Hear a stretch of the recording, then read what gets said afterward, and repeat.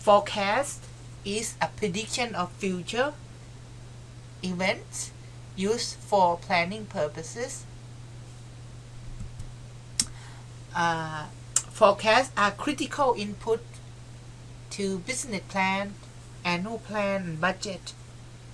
Organizations may use forecasts in many part of organization in many ways.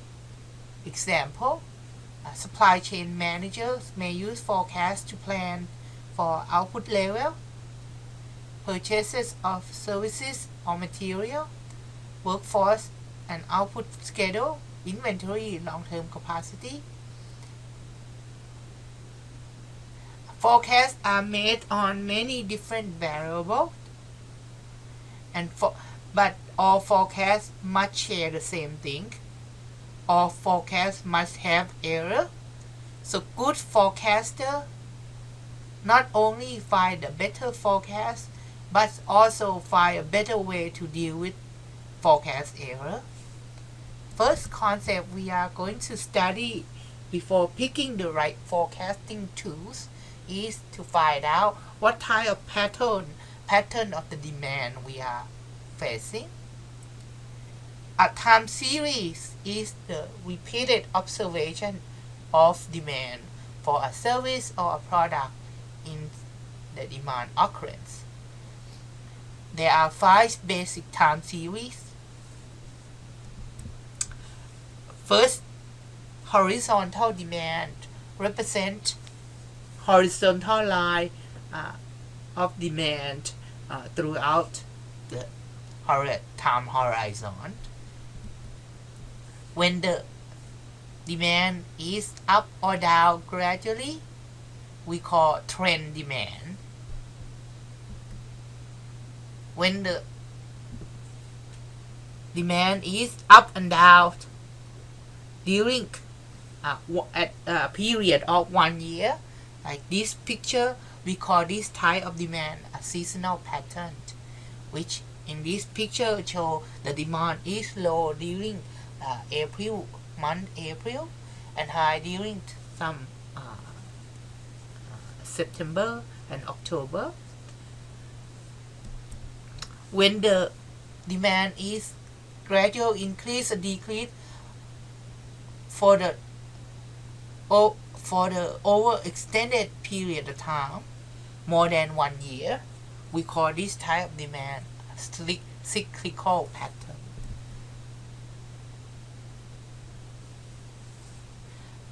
There are main keys to decision when we choose a forecasting technique. There are several key decisions when we make decision regarding forecasting technique.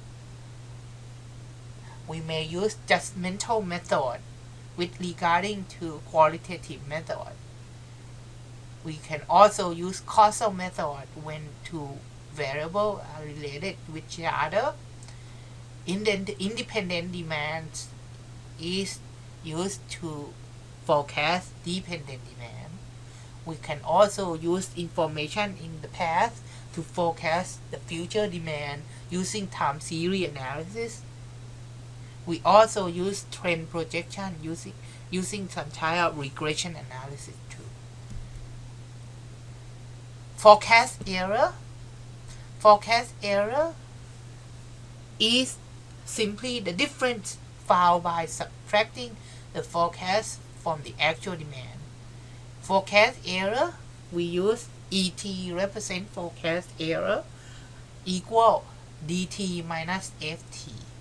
DT represent actual in period T. FT represent forecast for period T. There are many forecast error indexes that we use to evaluate the forecast. First, CFE represent cumulative forecast error, which is sum of forecast error, ET. Average forecast error is an average cumulative forecast error. Mean square error equals sum of ET square divided by n. Standard deviation, mean absolute deviation, equals sum of absolute error divided by n. Mean absolute percent error equal mean absolute percent error divided by n. Or okay, with this example, we're gonna experiment on this example. First, we start out with example 1. Over here, students are encouraged to follow example. Okay, I'll enlarge them a bit. First, forecast error is the difference between DT minus FT, or demand minus forecast.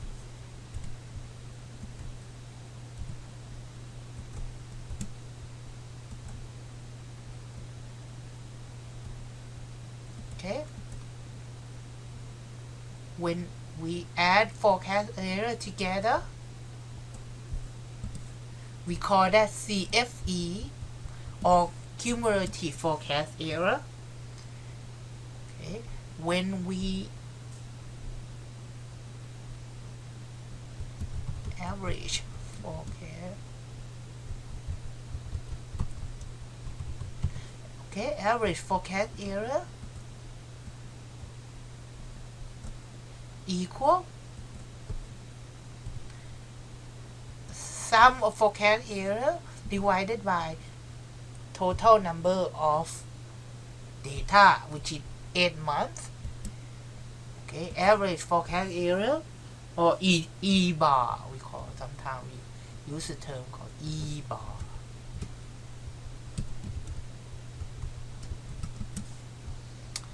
Okay, next we are going to find square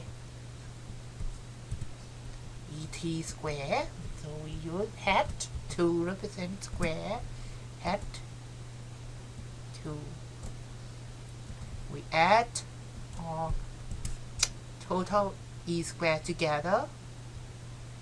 Okay, then we find out the average by taking ET square divided by n number of sample, 8. We call that mean absolute error, or MSE. Next, we're gonna use function ABS to represent absolute, then take an error value.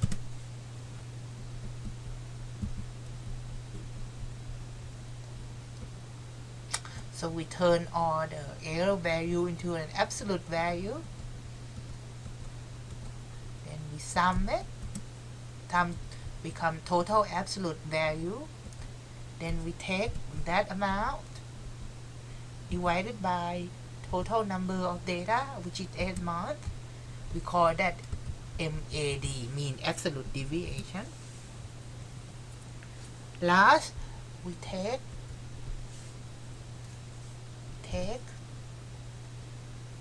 absolute value divided by demand DT times 100.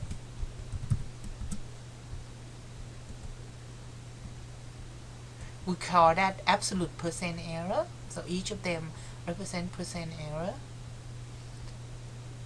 We add them up, become total sum of error percent. Let me know.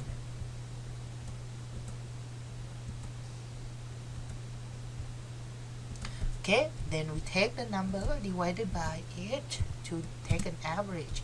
We call that mean absolute percent error, or MAPE. Okay. So this is called forecast error indexes. Okay. We can also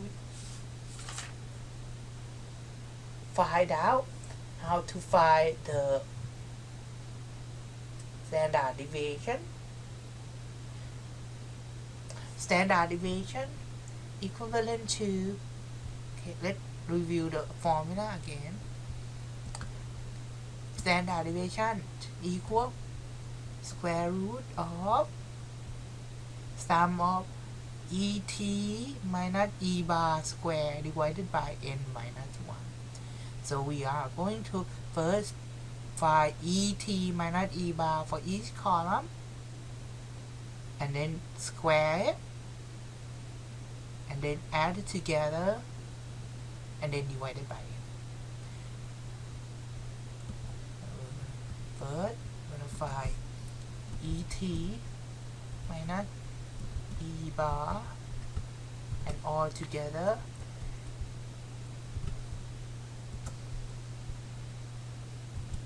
square it. So first we are going to pick up et for each minus e bar, which is over here. We're going to freeze function 4 to refrain the position of e bar, and then you square it. Okay, so et minus e bar, okay, et minus e bar, and then you all together square. Okay, next we are going to sum this.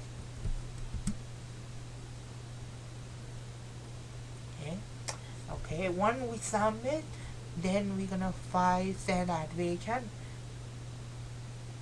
by take square root of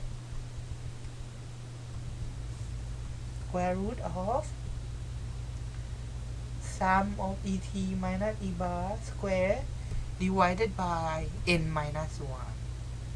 Okay, n minus 1 is 8 minus 1 is 7. Okay, we will find out that standard deviation is 27.38. Okay, don't forget to save it.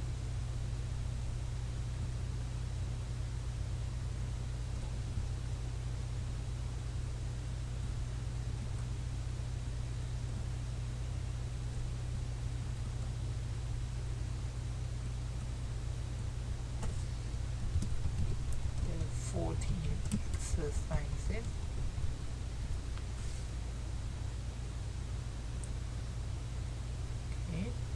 Now, let's go back to the slide. So, I hope students followed example and compare the outcome with the slide or my exercises. Okay, and there are a few ways to forecast using adjustment method. The first adjustment method we call a sales force estimate. Second one, executive opinion, market research, and Delphi method. Sales force estimate is the method to use sales opinion or sales experience to forecast for future demand. Market research, on the other hand, the company may construct marketing survey to extract information from customer. A Delphi method is a method when you put together a group of panel anonymously. Everyone can provide an input. Then organization may extract information as a consensus to suggest for future demand. Altogether, we call qualitative method because all this method has nothing to do with quantitative or number. Next method we call time series method. Time series method is a quantitative method using historical data in order to forecast for future. We will use 3 forecasting methods: simple moving average, weighted moving average, and exponential smoothing. First, we call simple moving average. Simple moving average, in order to forecast into the future, t plus 1, we will use the last n demand divided by n. Okay. So we are going to experiment on example number 2, but we are going to do 3-week moving average and 9-week moving average. Okay.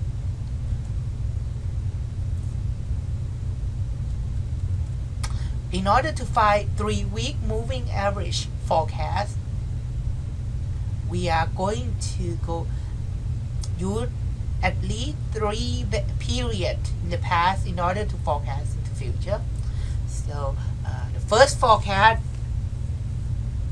is going to be for period 4, which equal average of the last 3 periods.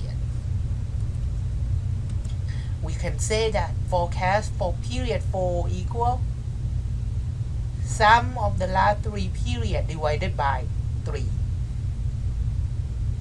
Okay, when we graph it down, the next forecast will grab the last 3, which is period 2, 3, 4 become forecast for 5. That's why we call it moving average, because it's always moving. In order to forecast for 9-week moving average, we are going to go back for 9 weeks to forecast for 10. So we're going to use the average function. Go back for 9 weeks. We can say that forecast for week 10 equal 1366, which come from the last 9-week average. Moving forward for the next month, next forecast. Okay, that we call moving average, simple moving average.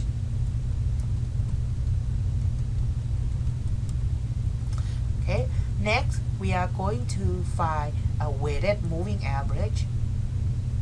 Students also have more example on the slide to review. Weighted moving average is different from simple moving average. Weighted moving average, we are going to assign weight for the historical demand. All the weight must add up to 1. By assigning weight, we will give more weight to an information that must closer to the forecast. Okay, by using this method, we example the forecast is for period 5. Period 4 we will give a higher weight because period 4 is much closer to period 5. We give higher weight of 0.5. 0.3 is given to period 3, which is 2 periods apart from period 5. And 0.2 is given to period 2 because it is the furthest period. All weight must add up to 1. With this example, we will maybe experiment on example 3. We're going to use weighted moving average. On example 3, the higher weight will be given to 0.5, second higher 0.3, and the last is 0.2. Okay, so we are going to do 3-week period moving average. So the first forecast will be forecast for period 4 equal 0.5 times period that closer plus 0.3 times second closer plus 0.2 times the furthest, and then you can move it down like that. Okay, so we call this weighted moving average.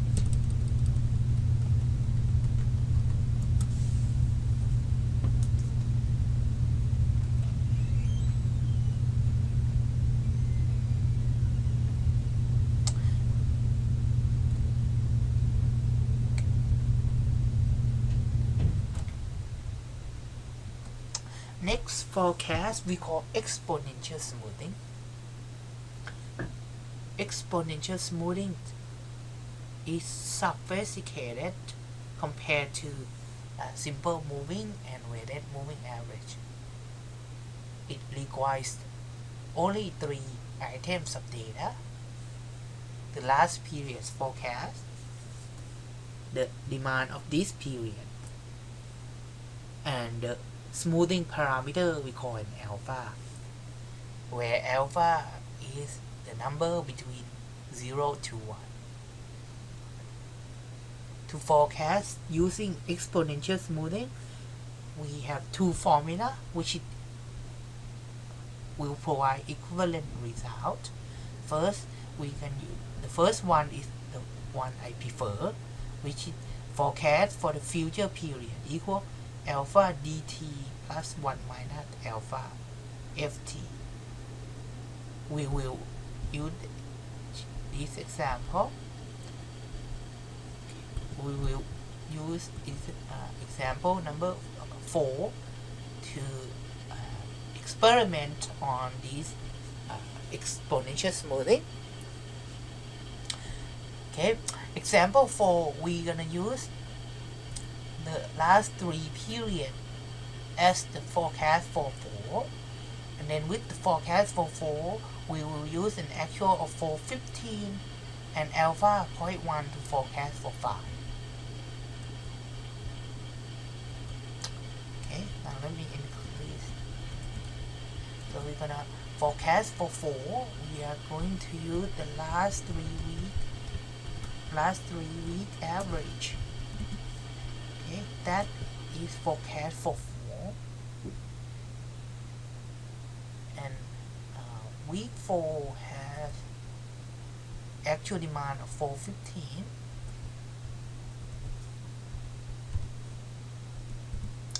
Okay, and alpha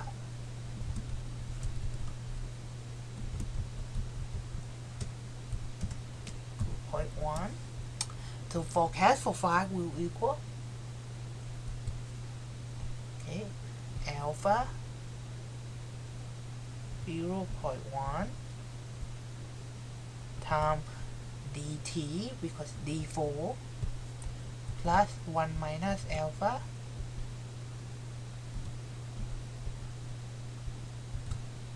times forecast 4.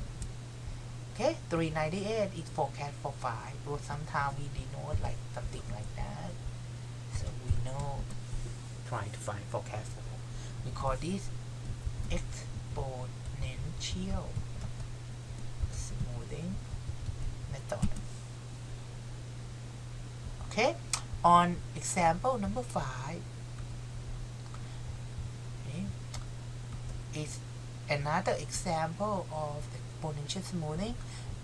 The alpha is 0.2. Their forecast for July 3rd is 24 to start with.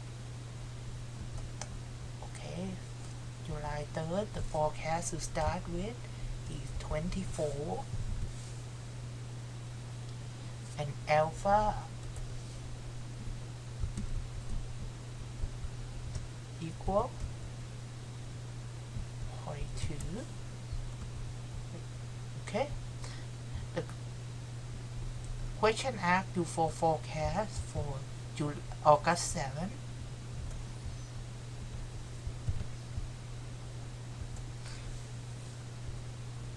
First, we're going to find out forecast for July 10 equal alpha 0.2 times D3 July 3rd plus 1 minus alpha point 2 times last forecast, which is 24. If we set up correctly, okay, you should be able to find out that. Okay, you can see that the forecast always grab the last period information. See?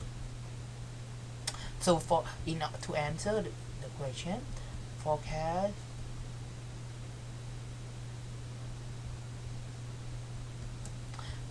for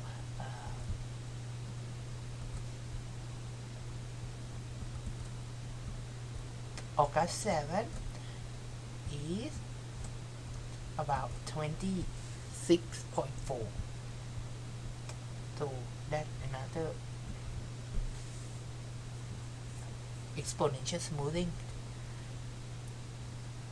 Okay, so that the three type of example, three type of forecast that we're going to study in this class. And we have one more example, which is example 6, which is a mixed example. We are interested to find out moving average, okay, and the real demand of month 5 is 805, and we also interested to find weighted moving average 0.5, 0.3, 0.2.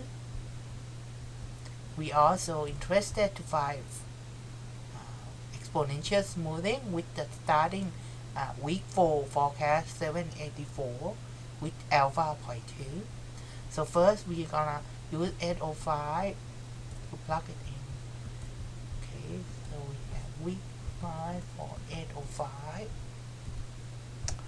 Okay, we want to find first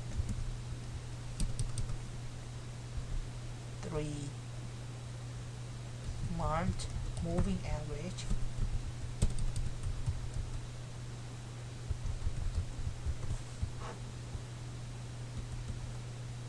and we have 3-month weighted moving average.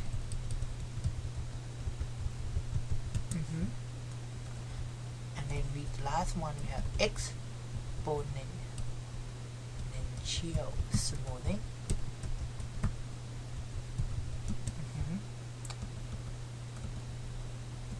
And we have alpha 0.2. Okay, let me confirm it. Alpha 0.2, which F4 784. F4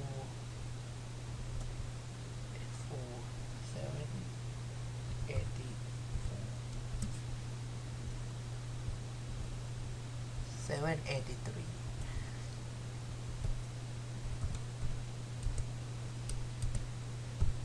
First we're gonna find forecast for 5, and then find forecast for 6. Forecast for 5,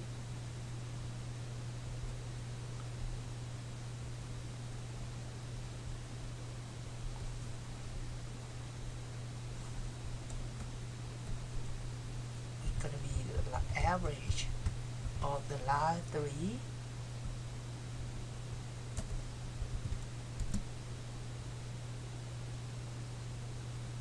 Okay, and forecast for 6 will be the average of the last 3.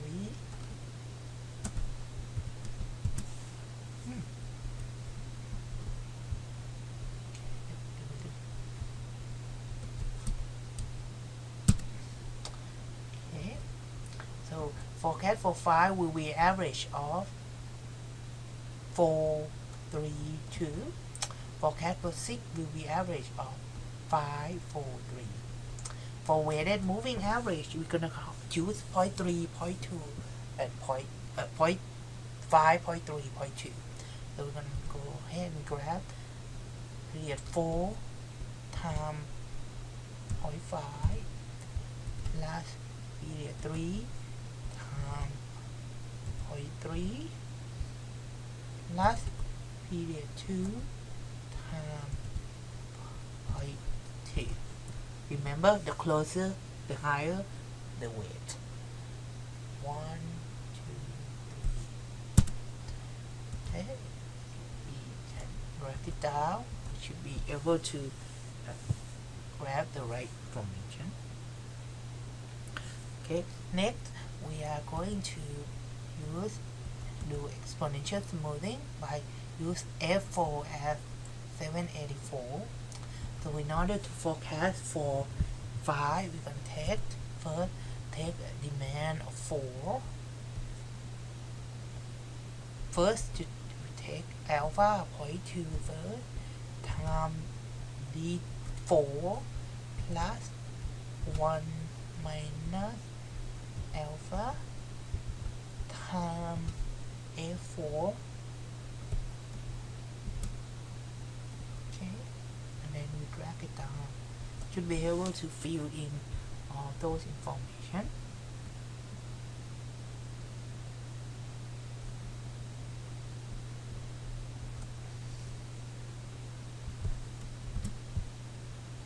Okay, I think that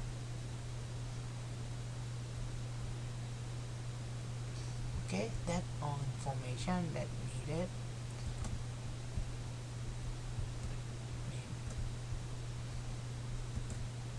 Format a little bit.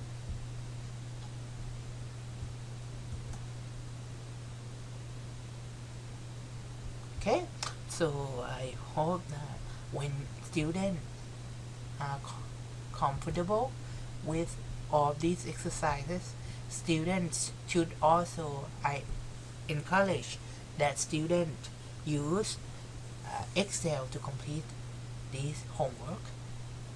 Thank you very much.